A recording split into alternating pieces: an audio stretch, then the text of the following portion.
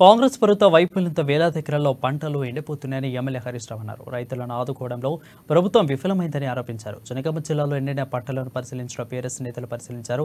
ఇక కాంగ్రెస్ ప్రభుత్వ అధికారంలోకి వచ్చాక 180 మంది రైతులు బలమరణానికి పాల్పడ్డారని హరీష్ రావు చెప్పారు. నీళ్లు లేక 20 లక్షల ఎకరాలకు పైగా పంటలు ఎండిపోయాయని హరీష్ రావు తెలిపారు. కాంగ్రెస్ వచ్చింది ఊళ్ళల్లో ఊరికి 100 బోర్లు వేస్తా ఉన్నారు. ఊరికి మరి కూలీలను పెట్టి క్రేన్లు కిరాయికి తెచ్చి బాయిలు గజం గజం 2 గజాలు లోతు కొడుతున్నారు ఆశ కోసం. అంటే ఇదంతా కూడా అప్పుల పాలవుతున్నటువంటి పరిస్థితి ఉంది. ఇది పూర్తిగా కాంగ్రెస్ యొక్క ఫెయిల్యూర్.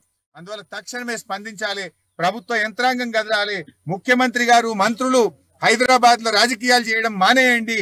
వ్యవసాయ క్షేత్రాలకు వచ్చి ఎండిన పొలాలు చూడండి, రైతులకు ఆత్మవిశ్వాసాన్ని ఇవ్వండి, ఎకరానికి 25,000 నష్టపరిహారం ఇవ్వాలని చెప్పి డిమాండ్ చేస్తా ఉన్నాం. ఇవాళ ఇప్పుడు ఈ రైతులు చూస్తా ఉంటే ఈ అమ్మగారు మనం ఏ పొలంలో ఉన్నామో 4 ఎకరాలు నాట్లేస్తే 2 దొయ్యలు మిగిలినాయి, 3 ఎకరాలు ఎండిపోయింది అంటున్నారు. ఆ ఉన్న 2 దొయ్యల కన్నా మీరు ఏం చెప్పిండ్రు? వడ్లు అమ్ముకోకుండ్రి, మేము వస్తున్నాం కాంగ్రెస్ వాళ్ళం, రాగానే 500 బోనస్ ఇస్తామని నమ్మబలికినరా లేదా? ఇప్పుడు యాసంగి వడ్లు కొంటామంటున్నారు. దయచేసి వెంటనే ప్రతి క్వింటాల్ కు మీరు ఇచ్చిన మాట ప్రకారంగా 500 బోనస్ ఇయ్యాల్సిందే. 500 బోనస్ ఇవ్వకుండా రేపు పార్లమెంట్ ఎన్నికల్లో కాంగ్రెస్ పార్టీకి ఓటు అడిగే హక్కే లేదు. ఇలా కాంగ్రెస్ వచ్చింది ఊళ్ళల్లో ఊరికి 100